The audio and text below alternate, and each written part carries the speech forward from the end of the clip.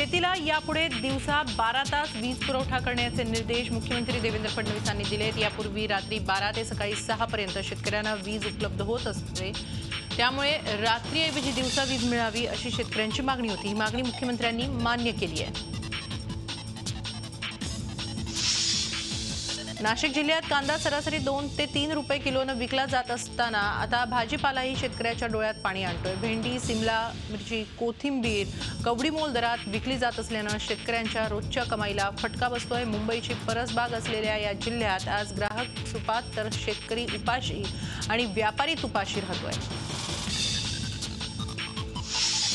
1.5 दिवसाच्या गणपतींना अखेर आज भावपूर्ण निरोप देण्यात येतोय। दादर आणि गिरगावच्या चौपाटीवर घरगुती गणपतीच्या विसर्जनासाठी सुरक्षेच्या उपाययोजना करण्यात आल्या आहेत। दादर चौपाटीवर गणेश विसर्जनाला सुरुवात झाली आहे, तर गिरगाव चौपाटीवर कडेकोट सुरक्षा तैनात करण्यात आली आहे। गिरगाव, जुहू, दादर चौपाट्यांवर 50,000 पोलीस कर्मचारी तैनात करण्यात आले आहेत। 1.5 दिवसाच्या जवळपास 1.5 लाख गणेश मूर्तींचं मुंबईत विसर्जन होतंय। विसर्जनासाठी चौपाट्यांवर चोख सुरक्षा व्यवस्था करण्यात आली आहे।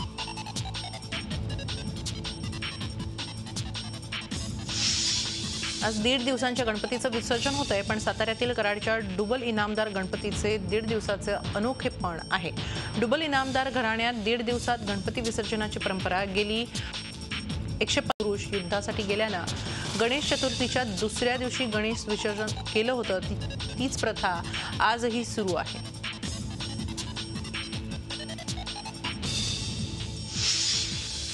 आज ऋषी पंचमी सर्वत्र साजरी होते। या दिनाचं महत्त्व हे महिलांच्या आयुष्यात अनन्यसाधारण आहे। या दिवसाचं औचित्य साधून दरवर्षी हजारोच्या संख्येनं महिला विदर्भाची काशी समजल्या जाणाऱ्या वैजेश्वर घाटावर एकत्रित होतात आणि वैनगंगे स्नान करतात। त्यामुळे संपूर्ण विदर्भातून तब्बल 25,000पेक्षा जास्त महिला पवनी इथं आल्यात।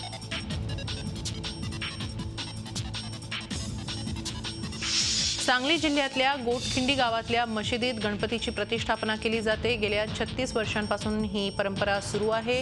हिंदू आणि मुस्लिम नागरिक एकत्र येत मशिदीतला हा गणेशोत्सव साजरा करतात। यंदा इस्लामपूरचे प्रांताधिकारी राजेंद्र जाधव यांच्या हस्ते गणपतीची प्रतिष्ठापना करण्यात आली।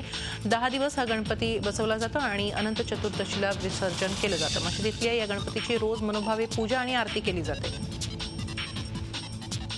समाजामध्ये कोणत्याही सुखदुःखाच्या गोष्टी असू देत किंवा आमचा मोहरम असू दे किंवा गणपती उत्सव त्यांचा असू दे, सर्वजण आम्ही एकीनं म्हणजे कधीही सुखदुःखामध्ये आम्ही सर्वजण एकीनं आम्ही सर्व एक आहोत अशा प्रकारचं आमच्यामध्ये एकीची भावना असते। 81 सालापासून हा गणपती न्यू गणेश तरुण मंडळाचा मशिदीमध्ये बसला जातो। या मंडळाचं एक वैशिष्ट्य आहे, हिंदू आणि मुस्लिम कुठलाही सण असो, मोहरम असो, ईद असो, दिवाळी असो, दसरा असो या गणपती उत्सव असो, सगळे मिळून एक जागी प्रेमानं हा गणेश उत्सव व सर्वच सण साजरे करतात।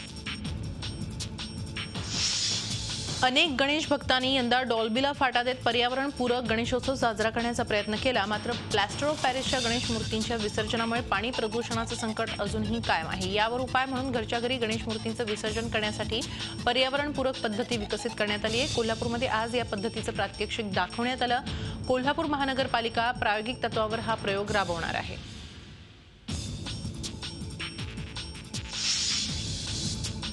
लालबागचा राजा गणेशोत्सव मंडळाच्या कार्यकर्त्यांची मुजोरी यंदा पुन्हा एकदा उफाळून आली। लालबाग मंडळाच्या कार्यकर्त्यावर गैरवर्तणूक आणि धक्काबुक्की केल्याप्रकरणी काळाचौकी पोलीस ठाण्यामध्ये गुन्हा दाखल झालाय।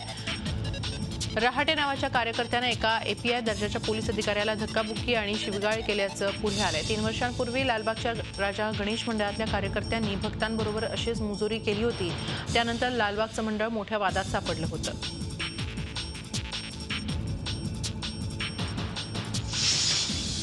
गणेश चतुर्थीच्या मुहूर्तावर मुंबई महापालिका निवडणुकीचे पडघम वाजायला लागलेत। या निवडणुकीसाठी शिवसेना भाजपशी युती करायला उत्सुक असल्याची चिन्ह आहेत। सूत्रांकडून मिळालेल्या माहितीनुसार स्वतः शिवसेना पक्षप्रमुख उद्धव ठाकरे आणि राज्याचे मुख्यमंत्री देवेंद्र फडणवीस पुन्हा युती होण्यासाठी आग्रही आहेत। युती होण्यासाठी दोन्ही नेत्यांमध्ये प्राथमिक स्तरावर चर्चाही सुरू झाली आहे। मुंबईच्या राजकीय सर्वेक्षण आणि पक्षातल्या धुरीणांबरोबर केलेल्या सल्लामसलतीनंतर उद्धव ठाकरेंनी भाजपला प्राथमिक स्तरावर 80 जागा सोडण्याची तयारी दर्शवली आहे। हा आकडा वाटाघाटीनंतर 95 ते 100 पर्यंतही जाऊ शकतो अशी माहिती आहे।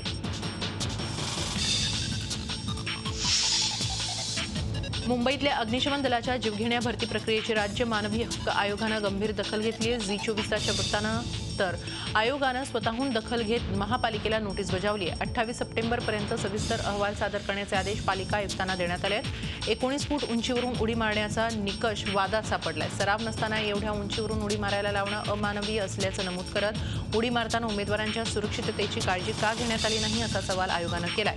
अग्निशमन दलाच्या भरतीत उमेदवारांसाठी 19 फूट उंचीवरून उडी मारण्याचा निकष ठेवण्यात आला होता. यात सुरक्षेची योग्य काळजी न घेतल्यामुळे 200 पेक्षा जास्त उमेदवार जखमी झाले होते. यात अनेकांचे हात आणि पायही मोडले होते. झी24 तासनं हे वृत्त दाखवल्यानंतर महापौरांनीही चौकशीचे आदेश दिले. औरंगाबाद महानगरपालिकेच्या सर्वसाधारण सभेत आज प्रचंड गोंधळ झाला. आज खड्ड्यांच्या प्रश्नांवरून सर्वसाधारण सभा बोलावण्यात आली होती. यात नगरसेवक अधिकाऱ्यांविरोधात आक्रमक झाले. अधिकारी गेंड्याच्या कातडीचे असल्याचा आरोप नगरसेवकांनी केला. नगरसेवकांचं रूप पाहून पालिका आयुक्त सभागृहाबाहेर पडले आणि इतर अधिकाऱ्यांना देखील बाहेर यायला सांगितलं. आयुक्तांसह अधिकाऱ्यांनीही सर्वसाधारण सभेवर बहिष्कार घातल्यामुळे खड्ड्यांचा प्रश्न बाजूलाच राहिला आणि पालिकेत मानापमान नाट्य रंगताना दिसलं.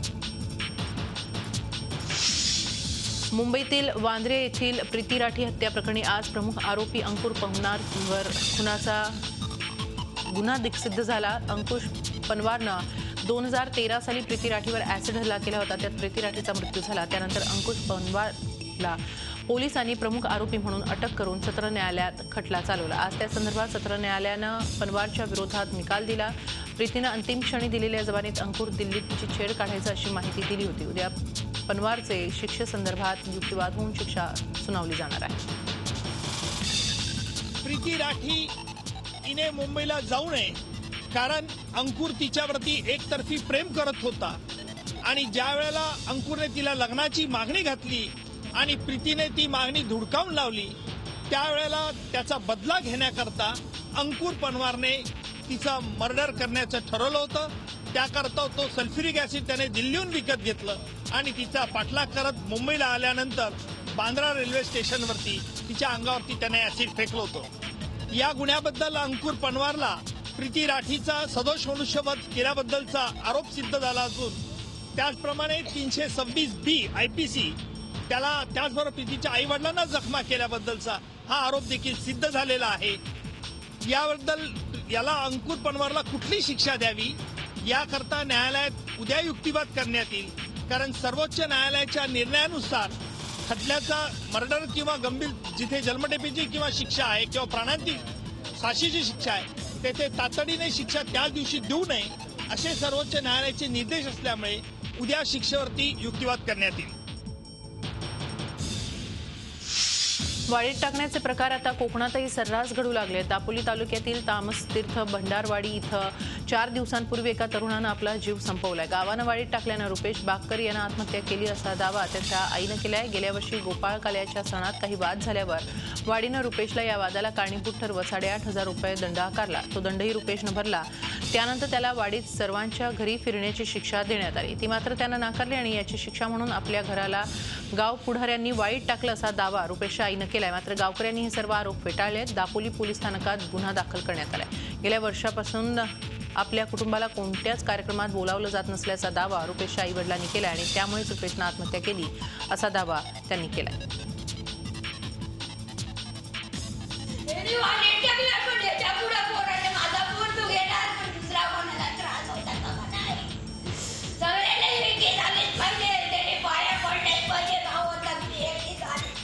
असायचा प्रत्येक कार्यक्रमात. परवा सुद्धा गोकुळाष्टमी पार पडली. सगळे सण व्यवस्थित पार पडतात. उनको किसी प्रोग्राम में शादी विदा में बुलाते नहीं थे तुम लोग? नाही असं काही नाही. सगळे त्याला आमंत्रण असायचं. दापोली पोलीस स्टेशनला तामसतीर्थ या गावी रुपेश बाक्कर या तरुणाचा विहिरीच्या पाण्यात पडून मृत्यू झालेला आहे. त्या संदर्भामध्ये दापोली पोलीस ठाण्यामध्ये अकस्मात मयत म्हणून नोंद झालेली आहे आणि त्याचा तपास सध्या चालू आहे. सततच्या छेडछाडीला कंटाळलेल्या एका अल्पवयीन मुलीनं रोड रोमिओची यथेच्छ धुलाई केली. ठाण्यातली ही घटना आहे. हा तरुण एका मुलीची सतत छेड काढायचा. आधी त्या मुलीनं त्याकडे दुर्लक्ष केलं तरीही त्याच्याकडून त्या मुलीची छेड काढणं सुरूच होतं. त्यामुळे संयमाचा बांध तुटलेल्या या मुलीनं अखेर दुर्गावतार धारण केला आणि या स्त्रीलंपट तरुणाला बदडलं. त्यानंतर नौपाडा पोलिसांनी या तरुणाविरोधात गुन्हा दाखल करून त्याला अटक केली.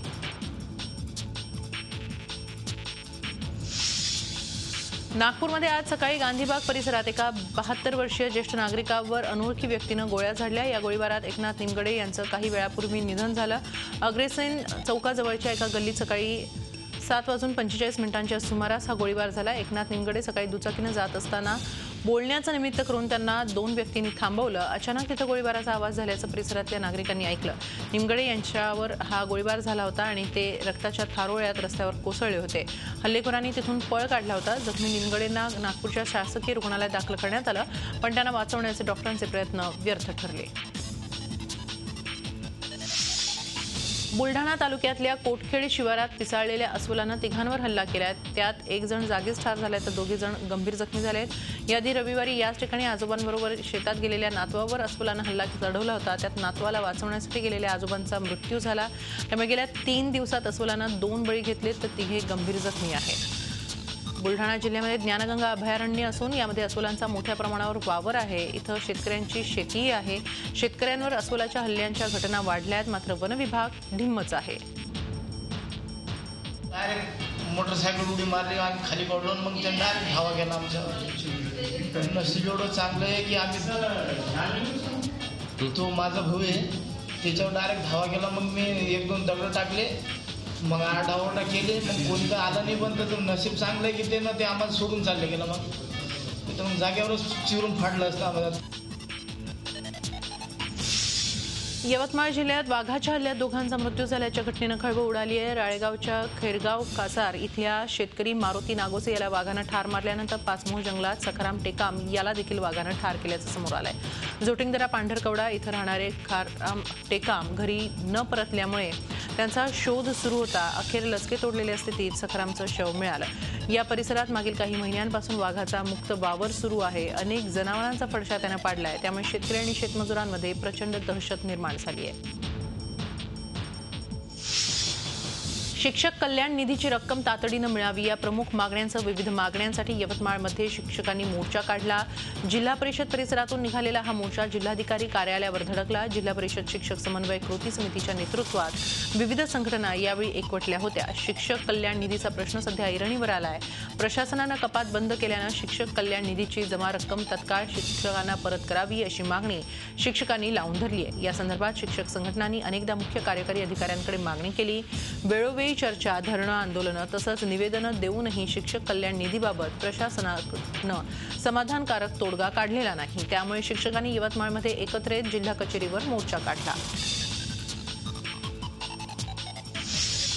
नुकसान झालेल्या पिकांचा पंचनामा तत्काळ करण्याच्या मागणीसाठी राष्ट्रवादी काँग्रेसनं जिल्हाधिकारी कार्यालयात ठिय्या आंदोलन केलं. पावसाअभावी वाळून चाललेल्या पिकांचा तत्काळ पंचनामा केला नाही तर प्रधानमंत्री पीक विमा योजनेचा फायदा दुष्काळग्रस्त शेतकऱ्यांना मिळणार नाही.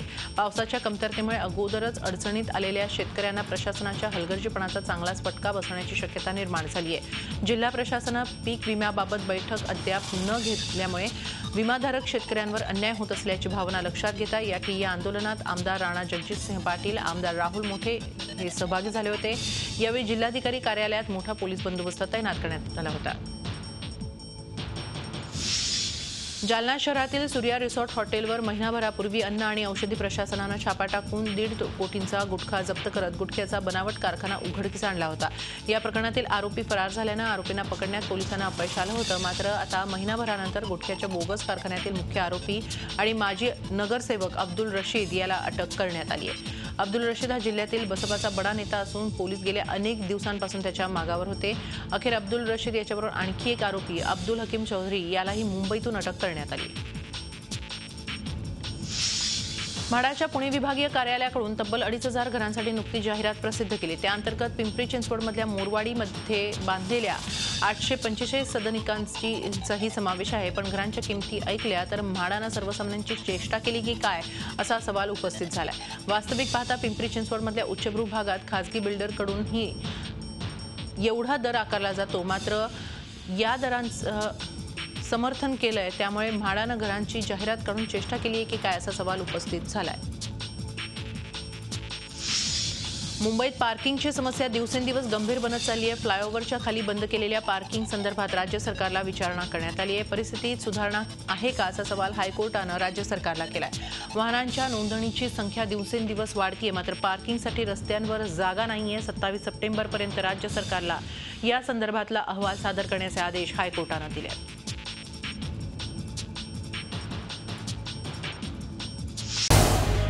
झी 24 तास रहा एक पाऊल पुढे.